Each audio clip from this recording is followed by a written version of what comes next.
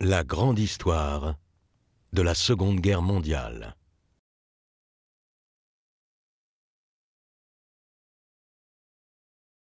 Épisode 14. L'Axe dans la tourmente.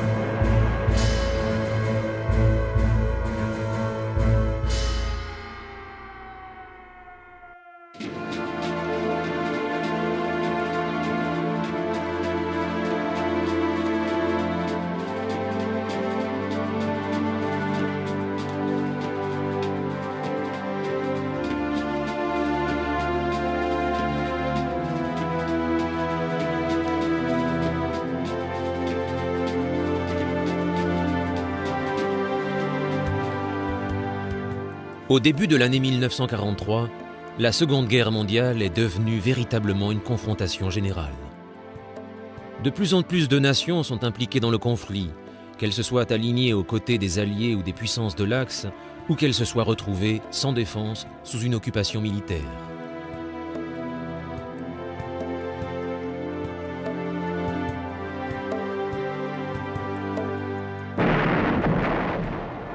En envahissant l'Union soviétique, Adolf Hitler avait réveillé un formidable adversaire.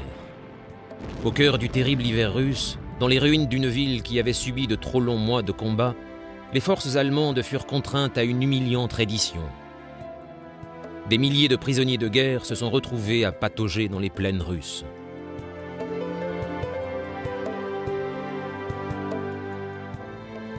La chute de Stalingrad fut un des moments clés de la guerre, car l'armée rouge put alors commencer à repousser les occupants allemands et à reconquérir leur pays.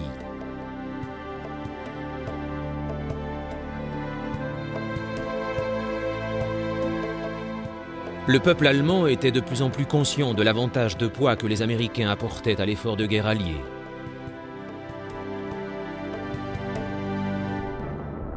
Les bombardiers de l'aviation américaine avaient rejoint ceux de la RAF pour des raids d'envergure contre les ports, les centres industriels et les grandes villes, délivrant ainsi un véritable message de leur détermination à Hitler et ses généraux, tout en sapant la confiance du peuple allemand à l'égard de son Führer.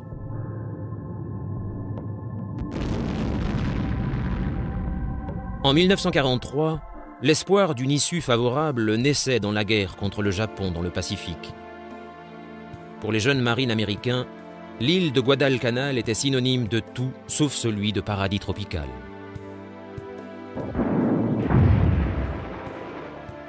La réalité était tout autre. Les nuits perturbées par les explosions de bombes et les tirs d'artillerie, les combats sauvages dans une jungle fétide, les marines plongeant dans leurs trous à rats pendant que les avions japonais mitraillaient la zone, la lutte contre la malaria et la dysenterie, et la menace permanente des tirs des snipers. Mais la ténacité des Japonais à Guadalcanal était doucement mais sûrement en train de lâcher. La victoire arriva un peu plus tôt que ne l'avaient espéré les généraux américains et australiens.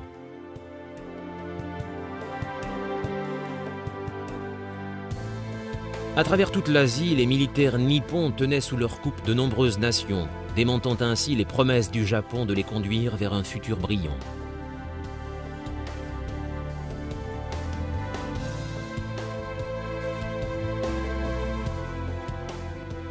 La Seconde Guerre mondiale posait un véritable dilemme aux nationalistes anticolonialistes de la région. Devaient-ils croire les promesses des Japonais ou tenter de négocier avec les Alliés ?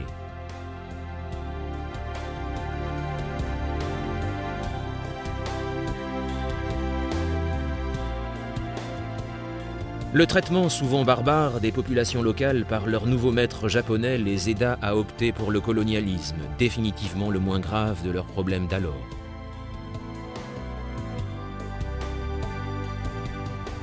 De plus, le président américain était en train de construire prudemment une relation de coopération avec la Chine, une nation en guerre contre le Japon depuis 1937. Les Chinois étaient nettement du côté des Alliés, en dépit de leur réserve à collaborer avec l'Occident.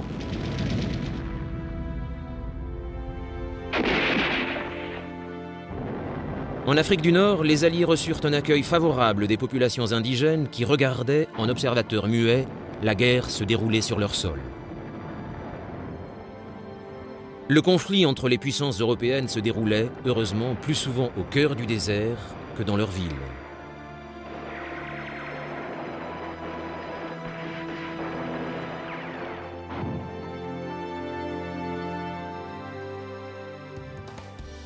Pour les Alliés, le succès dans le sable et les collines arides d'Afrique du Nord laissait entrevoir l'espoir de la fin du national-socialisme d'Hitler et de son idéologie obsessionnelle de pureté raciale.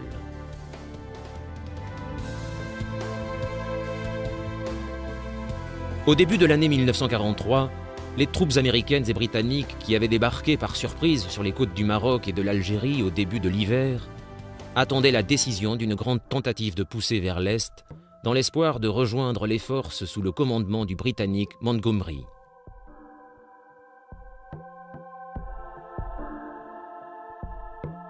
La 8e armée de Montgomery avançait le long de la côte méditerranéenne depuis la direction opposée, en marchant sur les talons de l'armée allemande en retraite, conduite par Rommel, surnommé le renard du désert. La victoire arrachée par Montgomery sur les forces de Rommel au cours de la bataille d'El Alamein, en plein désert de Libye, avait largement remonté le moral des Britanniques. La percée alliée à El Alamein avait forcé Hitler à donner une plus grande importance stratégique aux opérations en Afrique du Nord. Avec son allié italien Benito Mussolini, il envoya encore plus d'hommes et de matériel dans la région, par air et par mer, en provenance de la Sicile. Les succès alliés en Afrique du Nord avaient également obligé Hitler à envahir le sud-est de la France, auparavant zone libre, administrée par le gouvernement pétainiste basé à Vichy.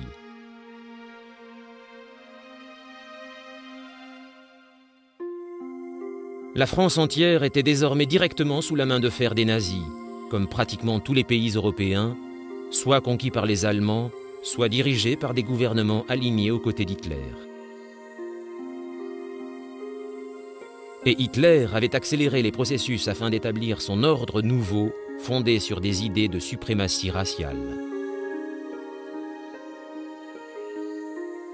La haine d'Hitler se focalisait principalement sur les Juifs d'Europe. Lors des mois précédents, 5 camps de la mort situés en Pologne, occupés par les nazis, avaient commencé à mettre en œuvre le terrible programme d'élimination. Aux États-Unis, l'opinion publique restait unie derrière le président Roosevelt, le soutenant dans la guerre contre l'Allemagne et les puissances de l'Axe, y compris bien sûr le Japon. La dévastatrice attaque japonaise contre Pearl Harbor en décembre 1941 ne pouvait être oubliée, encore moins pardonnée.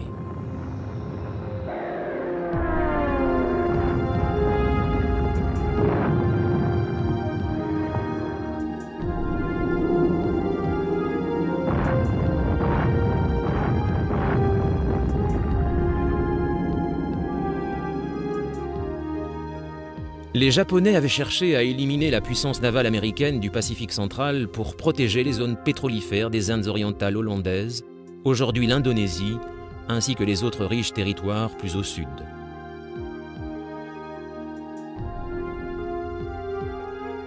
Le Japon s'était aligné sur la conduite des nazis dans leur quête de suprématie en Europe, car le gouvernement japonais considérait qu'ils étaient la seule nation disposant de la puissance industrielle et militaire suffisante pour mettre un terme à la domination occidentale en Asie. En janvier 1943, le Japon avait déjà pris le contrôle des Philippines en dépit des forces de défense locales épaulées par les Américains. Les Japonais s'étaient aussi emparés de Hong Kong, de la Malaisie et de Singapour, alors aux mains des Britanniques et de l'Indonésie hollandaise. En Birmanie, aux frontières de l'Inde, où les mouvements indépendantistes commençaient à se faire entendre, les forces japonaises entrèrent sans rencontrer d'opposition sérieuse. Mais depuis quelques mois, les troupes américaines et australiennes combattaient âprement les Japonais sur terre et sur les mers dans les îles Salomon, au nord de la Papouasie-Nouvelle-Guinée.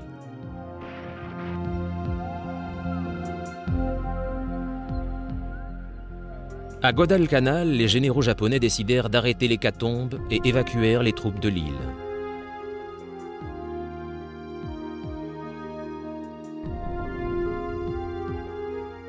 L'empereur Hirohito donna son approbation formelle pour cette retraite et les Alliés eurent enfin l'espoir que l'enchaînement des victoires japonaises en Asie arrivait à son terme.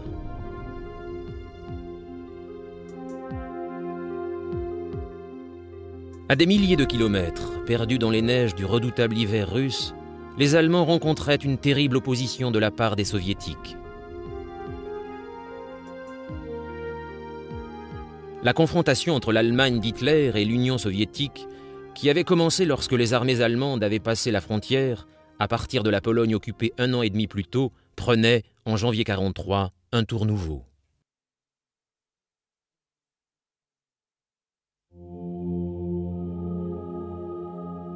Hitler avait imaginé que le régime établi par Joseph Staline allait s'effondrer de l'intérieur. Mais le front de l'Est allait s'avérer terriblement coûteux pour le Troisième Reich, en vie humaine et en matériel. C'était le prix à payer pour découvrir à quel point l'armée rouge était déterminée à résister. Maintenant, un deuxième hiver russe sapait le moral des soldats allemands, gelés et épuisés, et dont certains se trouvaient encore dans la ville de Stalingrad sur les bords de la Volga. Stalingrad, aujourd'hui Volgograd, se trouve à environ 1000 km au sud de Moscou, mais son emplacement lui permet de contrôler l'approvisionnement vers le nord de l'Union soviétique. Les usines de sa zone industrielle avaient continué à produire des tracteurs et de l'armement en dépit de la guerre et de l'invasion. Au-delà de la ville se trouvaient les puits de pétrole du Caucase que les Soviétiques considéraient comme une partie vitale de leur empire.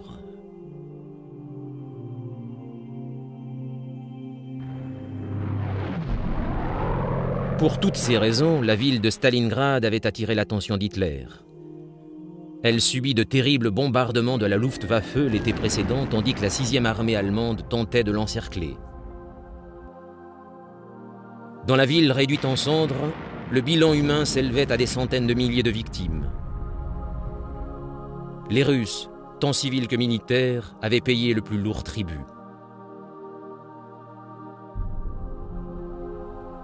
Mais en novembre 1942, une contre-offensive de l'armée rouge avait piégé les forces allemandes ainsi que les contingents roumains et italiens dans une zone de la rive occidentale de la Volga et avait empêché les renforts allemands d'effectuer une percée.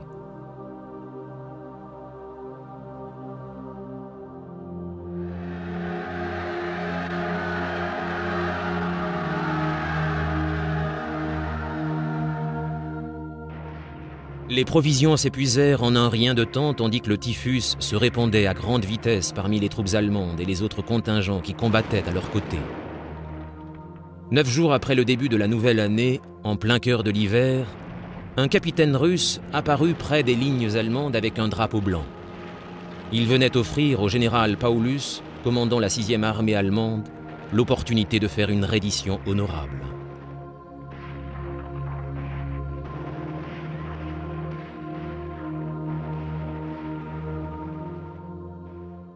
Paulus était un stratège expérimenté qui avait commencé sa carrière militaire avant la Première Guerre mondiale et qui faisait tout son possible pour suivre les ordres d'Hitler, qui lui commandait de tenir Stalingrad à tout prix. Cependant, il n'y avait plus grand-chose à faire. Paulus et ses hommes savaient qu'il ne leur restait plus qu'à combattre jusqu'à la mort. Les Allemands tinrent aussi longtemps qu'ils le purent. Au soir du dernier jour de janvier, l'armée rouge parvint au centre de la ville, forçant Paulus à se cacher dans un ancien magasin.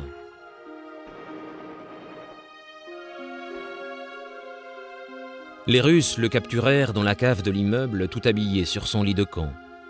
Lui et ses hommes avaient perdu toute combativité. Leur cauchemar était devenu réalité La bataille pour Stalingrad était terminée.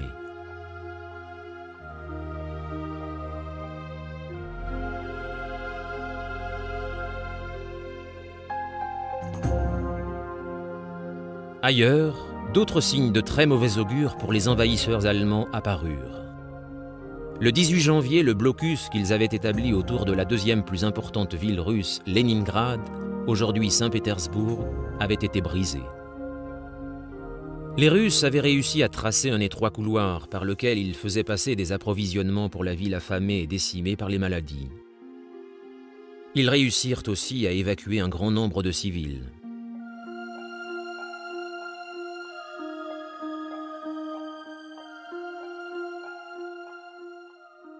Staline, depuis un moment, pressait les États-Unis et la Grande-Bretagne d'ouvrir un front en Europe occidentale pour réduire la pression sur l'Union soviétique.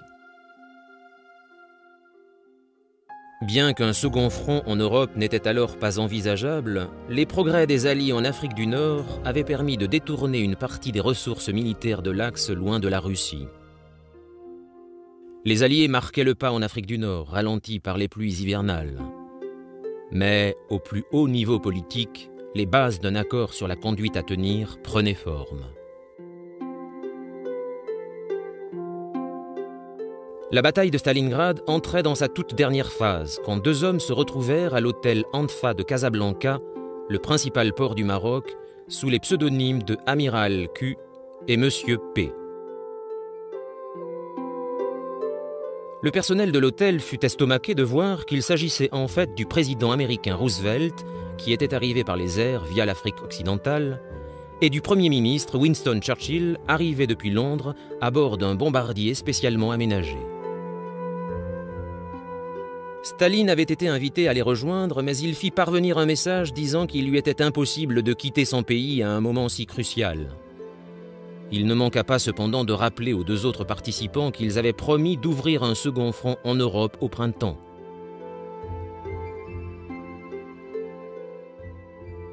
Le Maroc était un protectorat français dirigé auparavant par des représentants loyaux à la France de Vichy.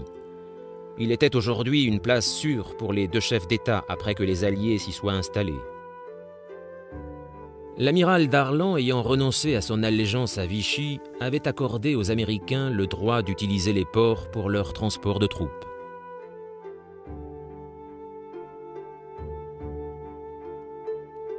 Lorsque Darlan fut assassiné par un dissident français quelques semaines plus tard, son poste d'administrateur d'Afrique du Nord fut occupé par un autre ancien vichiste, le général Henri Giraud.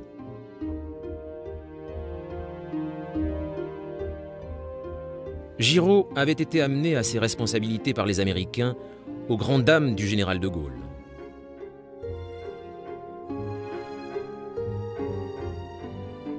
De Gaulle était un opposant au nazisme et au gouvernement de Vichy depuis le commencement. En tant que chef des forces françaises libres basées à Londres, il était devenu le symbole de la résistance française. Les deux généraux français, de Gaulle et Giraud, furent conviés à l'hôtel Anfa à assister aux 9 jours de discussion désormais connus comme la conférence de Casablanca. Ils furent obligés de taire diplomatiquement leur animosité réciproque.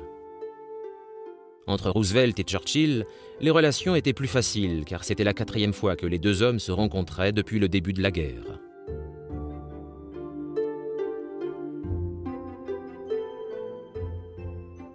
À l'issue de la conférence, Roosevelt déclara à la presse que lui et Churchill s'étaient mis d'accord sur le fait que la guerre durerait jusqu'à ce que les Alliés obtiennent une reddition sans condition de leurs ennemis.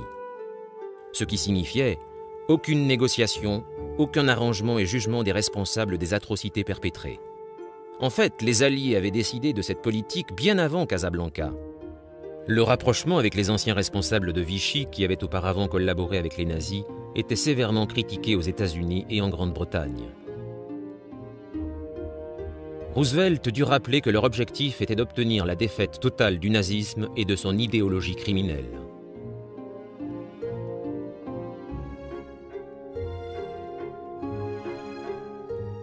En signe d'estime envers Staline, Roosevelt déclara devant les nombreux reporters présents qu'il rendait hommage au rôle déterminant que la Russie jouait dans cette guerre. Cependant, la plupart des plus importantes décisions prises à Casablanca durent être cachées au public. La première de ces décisions était que le second front qui serait ouvert contre l'Allemagne le serait en Sicile ou en Sardaigne, et ensuite sur le sol italien plutôt que dans le nord-ouest de la France. Il fut aussi décidé que l'invasion de l'ouest de l'Europe par la Manche n'était pas envisageable en 1943. Il n'y avait pas encore assez de troupes américaines en Angleterre, pas assez de navires pour un débarquement aussi important en France. Cependant, la planification de ce débarquement programmé pour 1944 progressa et entra dans sa phase opérationnelle.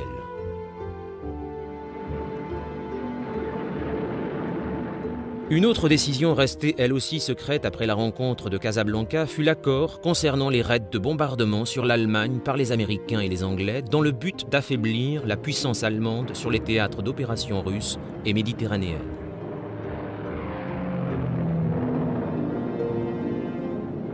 Ces bombardements devraient cibler les infrastructures militaires et industrielles allemandes et, selon les termes de l'accord, affaiblir le moral du peuple allemand et saper sa capacité à résister.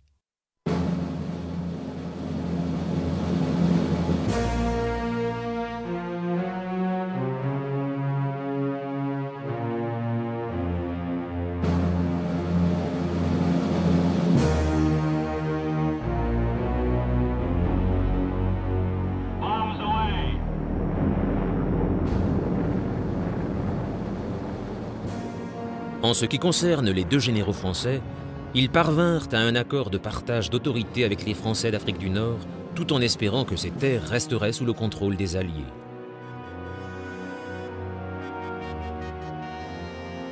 Car l'Afrique du Nord s'était avérée un théâtre d'opérations peu favorable aux Alliés, nouvellement débarqués. La route à travers la Tunisie pour faire la jonction avec les hommes de Montgomery était un véritable défi. Ils avaient franchi la frontière de la Tunisie quelques semaines plus tôt, mais avaient été stoppés par des unités allemandes ainsi que par des pluies hivernales rendant les pistes impraticables.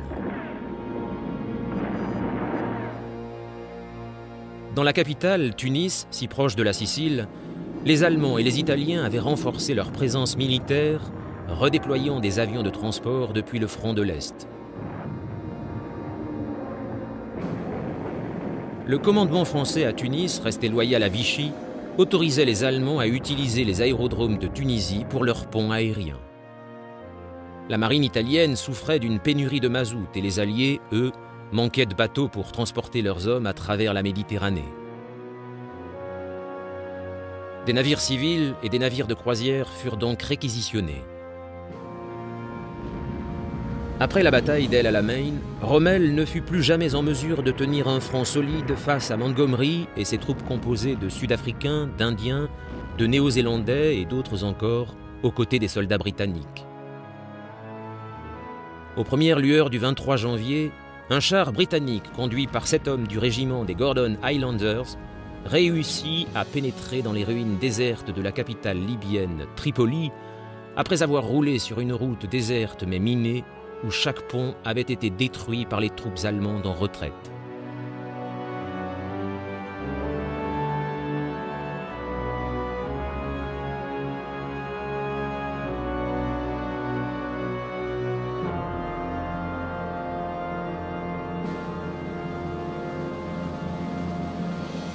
Les chars alliés qui suivirent découvrirent que le renard du désert et ses hommes avaient fui, et Montgomery reçut la reddition de la ville des mains de son maire italien en tenue de cérémonie pour l'occasion. La chute de Tripoli signifiait que Rommel, alors en route vers la Tunisie, avait perdu sa principale base d'approvisionnement et que les Italiens, eux, avaient perdu la dernière partie de leur empire africain. Les armées d'Hitler perdaient pied en Afrique du Nord. Elles dominaient toujours l'Europe et rien ne semblait encore pouvoir mettre fin à ce régime de terreur qu'elle faisait peser sur les pays occupés.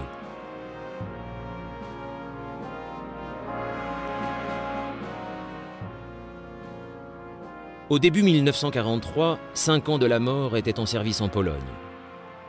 À la différence des camps de concentration dans lesquels les nazis emprisonnaient leurs opposants politiques, religieux ou ceux qu'ils jugeaient socialement inadaptés, les camps de la mort étaient spécialement conçus pour une extermination industrielle. Les victimes de ces camps étaient des Polonais, des Hongrois, des prisonniers de guerre soviétiques et surtout les Juifs, acheminés de toute l'Europe.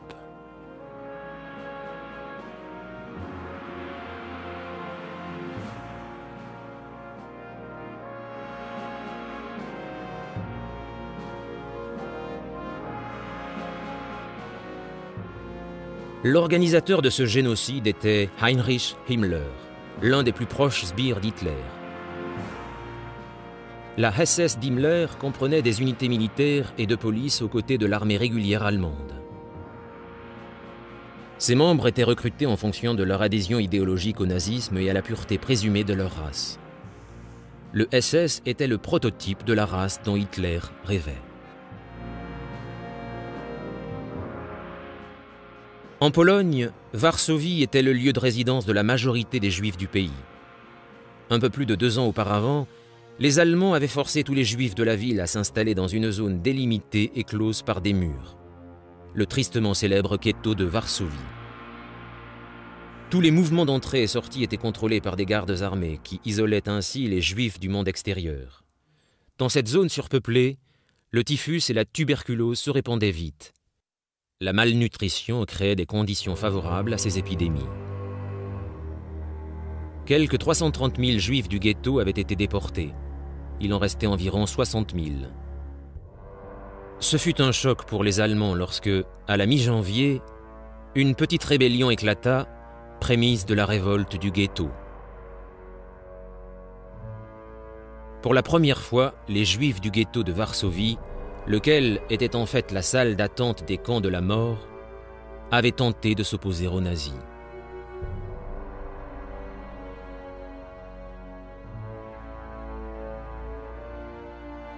En Allemagne, le peuple commençait à perdre ses illusions concernant Hitler et son régime, particulièrement lorsque les avions américains et anglais bombardèrent des sites importants, dont Berlin.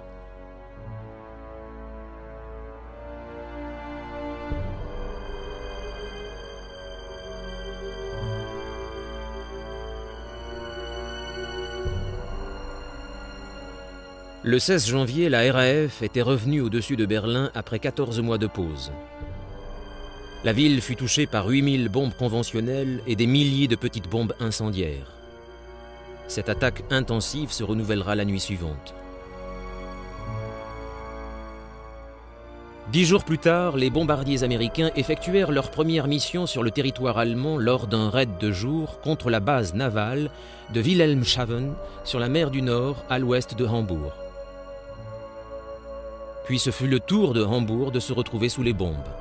Le samedi 30 janvier, la RAF marqua le 10e anniversaire de l'Allemagne nazie en effectuant 2 raids contre la région.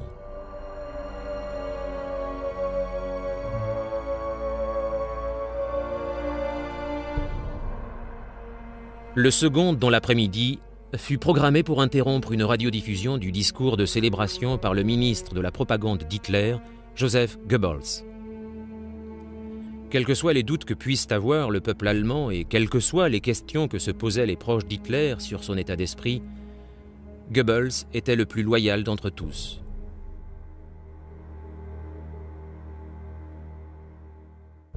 Jamais les talents oratoires de Joseph Goebbels n'avaient été aussi nécessaires, en particulier alors que les nouvelles de la défaite allemande à Stalingrad commencèrent à filtrer. Stalingrad était la première grande défaite de l'Allemagne, et il serait difficile de dissimuler l'importance des pertes à un public allemand déjà très meurtri.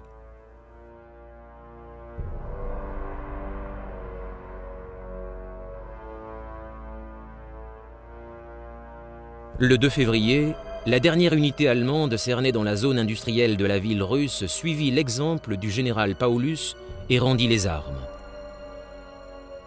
Le montant des pertes à Stalingrad est éloquent. Du côté allemand, au moins 120 000 hommes étaient morts et au moins 91 000 faits prisonniers, dont 24 généraux. Seulement 5 000 de ces prisonniers allaient un jour rentrer chez eux.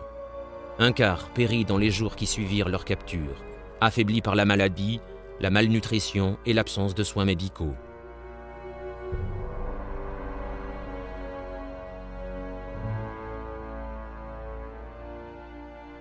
Du côté russe, La population civile de la ville avait été décimée et les pertes de l'armée rouge étaient encore plus élevées que celles des Allemands. On estime que 250 000 soldats russes furent tués, capturés ou blessés dans ces combats.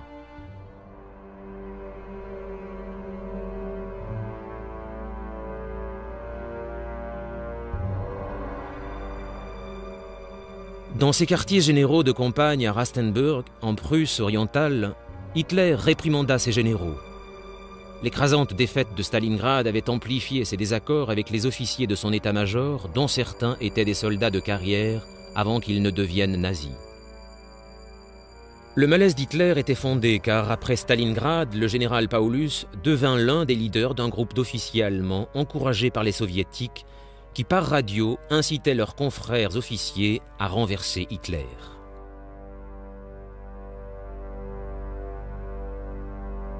À Berlin, Goebbels adressa un message de ralliement dans un impressionnant discours radiodiffusé dans toute l'Allemagne. L'auditoire, massé dans le stade, avait été sélectionné avec soin. Il hurla son approbation lorsque Goebbels exigea que la nation allemande redouble ses efforts contre ce qu'il décrivit comme la menace bolchevique venue de l'Est.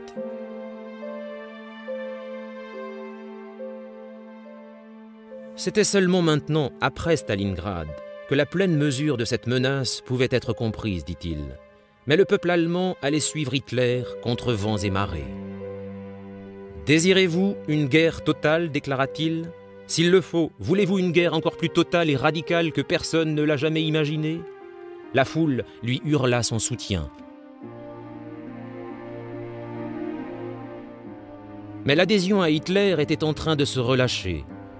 Les badauds du centre-ville de Munich furent surpris de découvrir des graffitis anti-nazis sur les murs. Dans l'université de la ville, des étudiants osèrent même protester, scandant des « À bas Hitler ». Un groupuscule étudiant, la Rose Blanche, avait fait circuler des tracts anti-nazis dans un certain nombre de villes pendant des mois. Les étudiants de la Rose Blanche étaient des non-violents. Un certain nombre d'entre eux avaient servi sur le front ouest. L'un d'entre eux avait été témoin du traitement réservé par les Allemands aux Juifs polonais dans le ghetto de Varsovie. Il ne pouvait effacer ces images de sa mémoire. N'est-il pas vrai que chaque Allemand a honte de son gouvernement aujourd'hui ? Disait la première lettre. Qui peut imaginer quel degré de honte lorsque ces crimes affreux qui dépassent l'imagination humaine seront enfin révélés ? Sans surprise, les nazis écrasèrent rapidement ce mouvement avant qu'il ne puisse grossir au point de devenir dangereux. La Gestapo, la police secrète, fut efficace. Les deux leaders du réseau, Hans Scholl, un étudiant en médecine de 25 ans, et sa sœur Sophie, étudiante en biologie âgée de 21 ans, ainsi qu'un troisième étudiant furent exécutés fin février.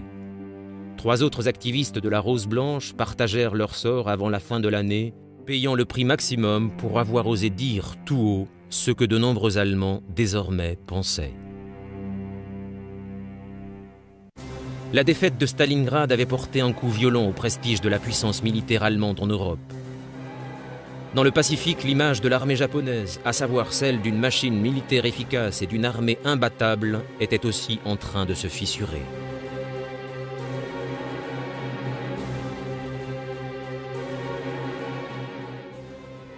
Les Alliés avaient choisi la chaîne des îles Salomon dans le Pacifique Sud comme point de départ de leur contre-attaque.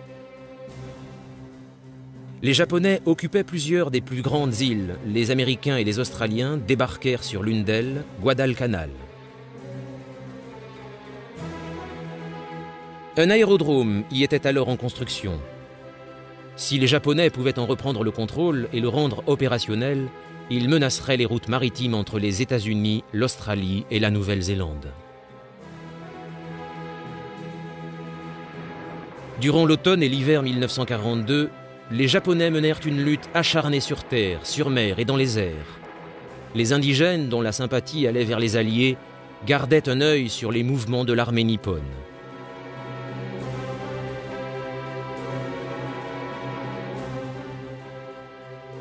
Début 1943, les troupes américaines avancèrent vers le nord de Guadalcanal.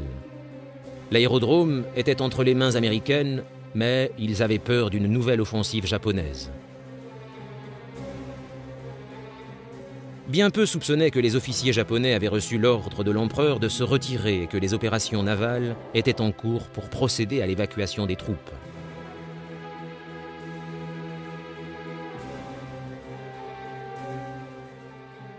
À la fin de la première semaine de février, plus de 10 000 soldats japonais avaient été évacués de l'île avant même que les Alliés ne réalisent que la bataille de Guadalcanal était terminée. À partir de ce moment, Guadalcanal devint une base alliée majeure, avec de nouvelles pistes d'aérodromes et un port. 1700 soldats américains avaient été tués et 5000 blessés. Mais l'objectif suivant, la reconquête des Philippines, ne semblait plus une mission impossible. De plus, les chantiers navals américains travaillaient à plein régime, produisant plus de navires de guerre que les Japonais. Pour le Japon, la perte de 860 avions et 15 navires de guerre avec leurs équipages hautement entraînés était un problème majeur.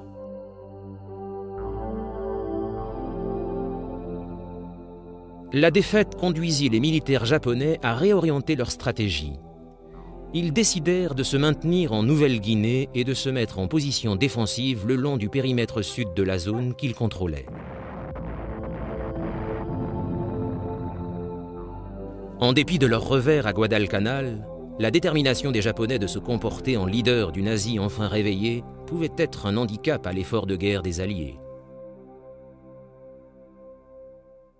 Et ceci était encore plus vrai en Inde, toujours considérée comme le joyau de la couronne de l'Empire britannique, dont les armées comptaient un grand nombre de recrues locales. Mais la marche vers l'indépendance de l'Inde avait déjà débuté. En 1943, le leader des nationalistes indiens, le Mahatma Gandhi, avait été emprisonné pour avoir déclaré que l'Inde devait obtenir l'indépendance immédiatement si elle devait soutenir l'effort de guerre allié. En conséquence, il y eut des arrestations nombreuses parmi les supporters de Gandhi. De plus, l'armée ouvrit le feu contre des manifestants non armés.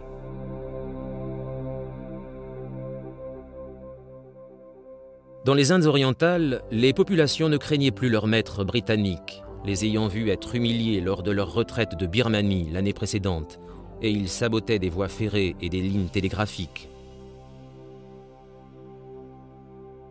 La perte de la Birmanie avait été un terrible coup, privant l'Inde de 15% de ses approvisionnements en riz dont elle était si dépendante. Les Britanniques réalisèrent vite qu'il était vital de reprendre le contrôle de la Birmanie dans le but d'éteindre la rébellion en Inde tout autant que de battre les Japonais. Le Japon contrôlant les côtes orientales de la Chine, la célèbre route de Birmanie avait été la principale voie pour faire parvenir du matériel aux forces nationalistes chinoises opérant au cœur de leur pays. Cette route ayant été fermée par les Japonais, les Alliés étaient dans l'obligation d'ouvrir une autre route pour continuer à alimenter les unités de Chiang Kai-shek. Le président américain, persuadé que l'assistance à la Chine dans son combat contre le Japon était vitale, avait persuadé le leader chinois Chiang Kai-shek d'accepter le lieutenant-général Joe Stilwell comme conseiller militaire avec le titre de commandant en chef. Lors d'une réunion à New Delhi le 7 février, Chiang Kai-shek accepta d'apporter le soutien de ses troupes à la reconquête de la Birmanie en échange de l'aide des États-Unis. Stilwell supervisa la construction d'une nouvelle route à partir de l'Edo en Inde, destinée à rejoindre les dernières sections de la route de Birmanie. Le chantier, véritable défi d'ingénierie, avançait très lentement, malgré le travail de 15 000 soldats américains, noirs pour la plupart, et de 35 000 Indiens. Les maladies tropicales firent des ravages. Des milliers de soldats américains périrent pendant la construction de cette route, ainsi qu'un grand nombre de travailleurs locaux.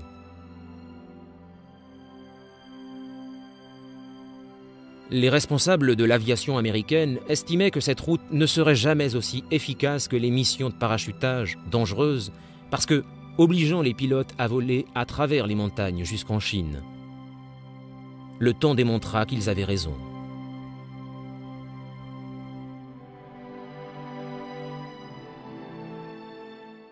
L'offensive terrestre britannique menée contre les Japonais sur la côte occidentale de Birmanie progressait également très lentement.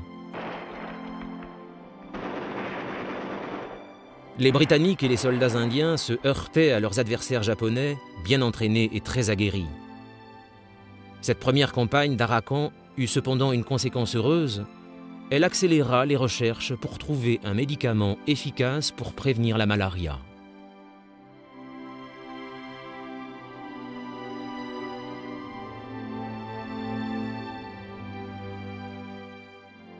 En février, les Britanniques avaient le moral en berne. Un succès en Birmanie leur redonnerait courage et espoir. Avec un timing parfait, une unité des forces spéciales bien entraînée allait jouer ce rôle dynamiseur. Il était prévu de les faire passer derrière les lignes japonaises en Birmanie afin de perturber leur logistique en détruisant les moyens de transport. Leur chef déclara aux journalistes que cette force spéciale allait s'appeler les Chindits, du nom d'un lion birman mythique.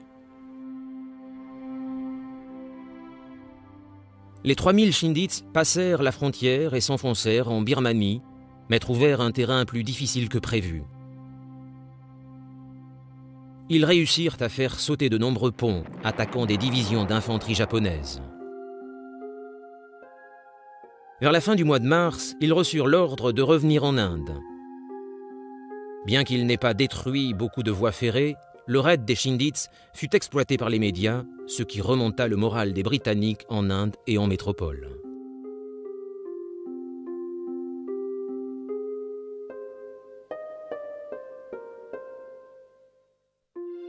Obligatoirement, il était possible, grâce à une meilleure organisation, de contrecarrer les Japonais dans la jungle. En 1943, les Alliés furent obligés d'adapter leur stratégie militaire aux différents terrains rencontrés. La jungle birmane exigeait des tactiques de guérilla, mais les larges horizons d'Afrique du Nord étaient propices à des stratégies militaires plus classiques.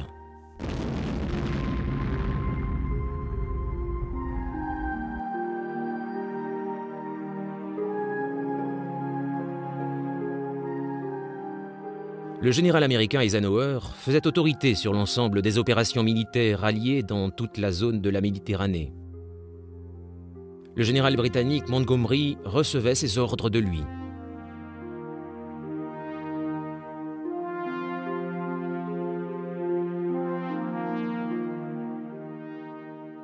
Eisenhower était un commandant militaire exceptionnel, en ceci qu'il n'avait jamais été lui-même au combat. Mais son aptitude au commandement et ses capacités de diplomatie lui avaient attiré le respect de tous les commandants de première ligne. C'était une réussite remarquable. Eisenhower allait devoir affronter des situations difficiles qui nécessiteraient l'entière coopération de tous ceux qu'il commandait.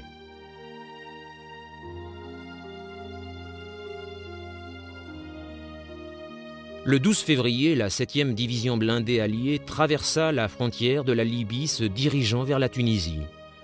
Toute la Libye était désormais aux mains des Alliés et Montgomery était en mesure de superviser le débarquement de matériel neuf dans le port de Tripoli fraîchement libéré. Mais quelques 17 000 soldats italiens et allemands restaient encore présents à Tunis et il était impératif d'empêcher Rommel de les rejoindre.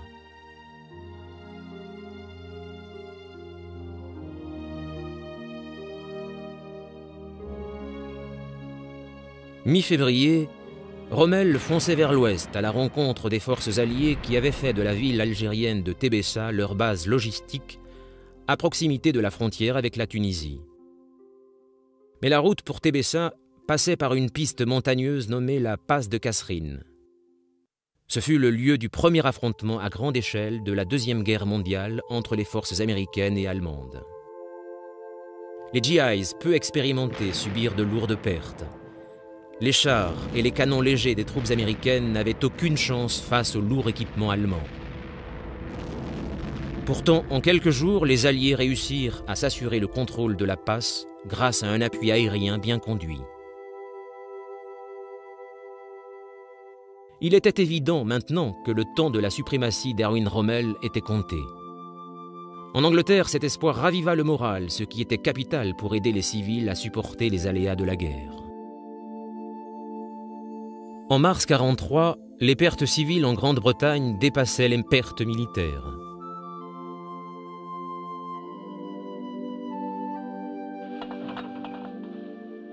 Mais les nuits de terreur des bombardements de Londres et du Blitz appartenaient maintenant au passé.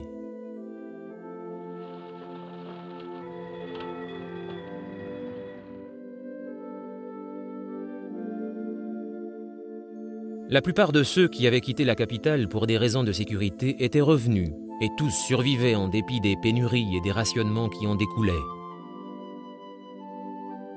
Les campagnes d'information avaient réussi à convaincre le public que le rationnement était tolérable à condition d'y mettre un peu d'humour. De plus en plus d'Anglais réalisèrent que le meilleur moyen pour se procurer de la nourriture fraîche était d'élever de la volaille et de cultiver quelques lopins de terre.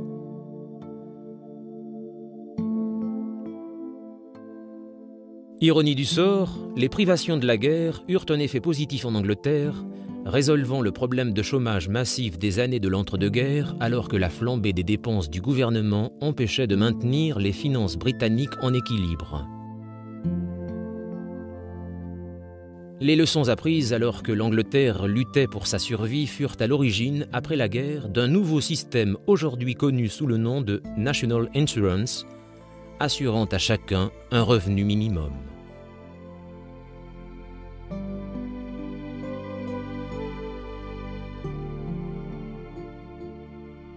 Un service de santé nationale fut créé, proposant des soins pour tous, sans distinction de conditions sociales.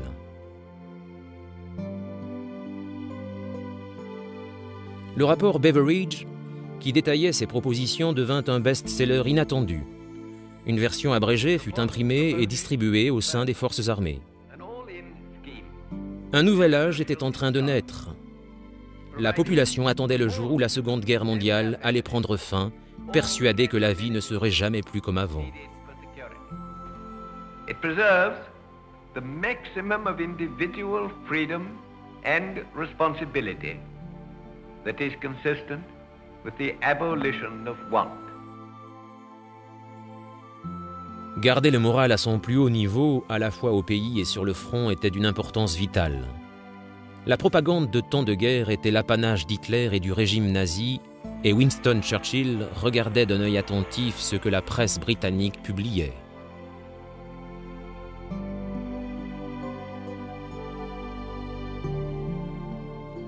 Une première illustration de cette vigilance eut lieu lors des événements du 2 mars. Un mouvement de panique dans une station de métro utilisée comme abri contre les raids aériens à Bethnal Green fit 173 morts. La plupart étaient des femmes et des enfants, alors que les bombardiers allemands cette nuit-là ne firent aucune victime. Les habitants de la région ne comprirent pas pourquoi ce drame était si peu couvert par les journaux. De fait, il y avait une très bonne raison à ce silence médiatique. Winston Churchill avait décidé que cette histoire pourrait nuire au moral de la population et fournir des armes à la propagande allemande, ce qu'il était déterminé à ne pas leur donner.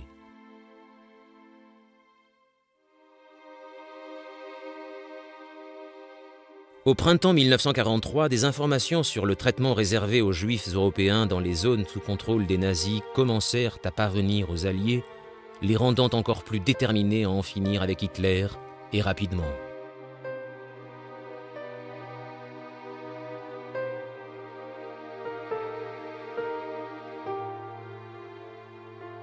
Le 23 mars, Himmler fut informé qu'environ 1,5 million de Juifs avaient été tués depuis le début de la guerre. Par pure coïncidence, le même jour, l'archevêque de Canterbury se trouvait à la Chambre des Lords à Londres et plaidait pour que le gouvernement britannique vienne en aide aux Juifs d'Europe.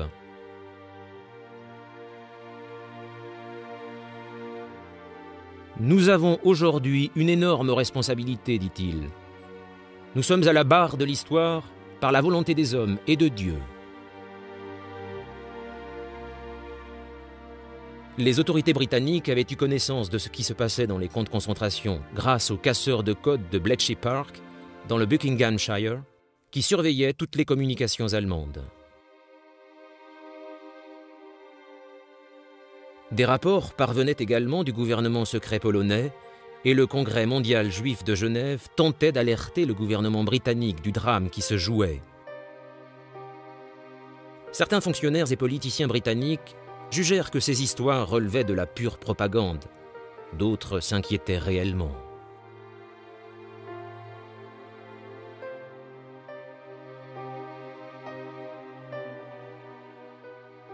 Winston Churchill croyait fermement que la meilleure façon d'aider ceux qui étaient traités de façon inhumaine dans les camps de concentration était de continuer à aller de l'avant avec l'obsession de battre l'Allemagne d'Hitler. Les nouvelles d'Afrique du Nord étaient très positives. En mars, Montgomery avait réussi à se mettre en position de force. Il avait 400 chars, alors que Rommel n'en avait plus que 160.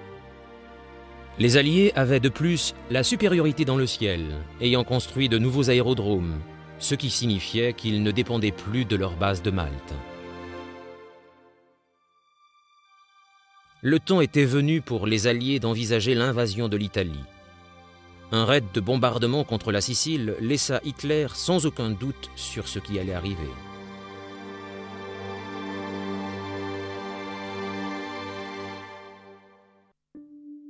Il convoqua Rommel afin de discuter des mesures à prendre.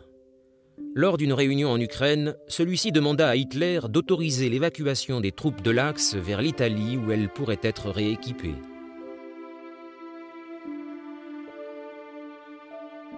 Mais ni Hitler ni Mussolini n'étaient prêts à envisager une telle retraite. Rommel commençait à se lasser du faux optimisme des deux dictateurs qui ignoraient la réalité malgré les échecs subis. Dans le même temps, en Afrique du Nord, Montgomery avançait à grands pas vers la victoire en Tunisie. Avant le début de la guerre, les Français avaient construit une ligne de fortification, la ligne Mareth, dans le sud de la Tunisie. Après avoir perdu beaucoup de terrain en Afrique du Nord face aux Alliés et à la suite de l'opération Torche de l'automne 42, les puissances de l'Axe tentaient de tenir cette ligne grâce à des champs de mines, des fossés anti-chars, des barbelés et des positions d'artillerie soigneusement dissimulées, créant ainsi une position défensive efficace.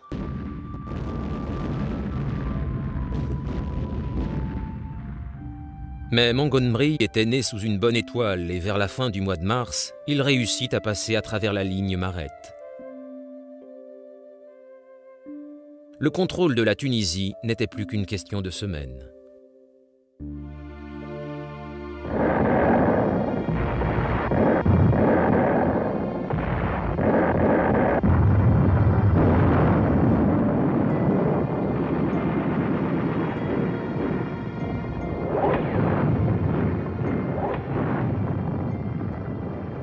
La victoire totale en Afrique du Nord était proche. Les Alliés étaient déjà prêts à envahir la Sicile et Rommel ne devait jamais revenir en Afrique. Par la suite, il allait jouer un rôle prédominant dans les opérations allemandes en Europe. Ses grands talents militaires et son expérience n'allaient pourtant pas stopper les Alliés qui gagnaient chaque jour du terrain.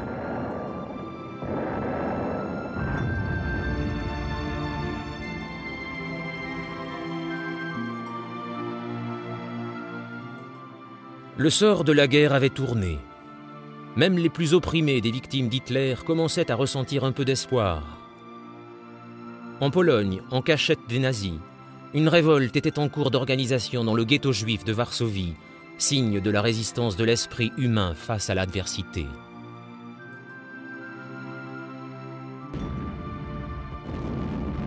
L'ouverture d'un nouveau front semblait de plus en plus envisageable dans le sud de l'Europe.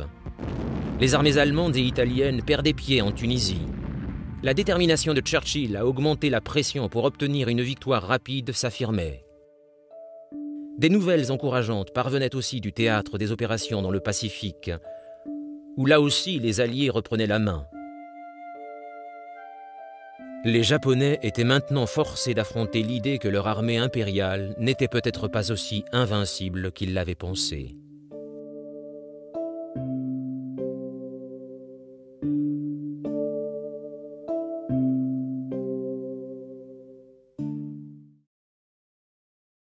Épisode 15. Les grandes manœuvres alliées.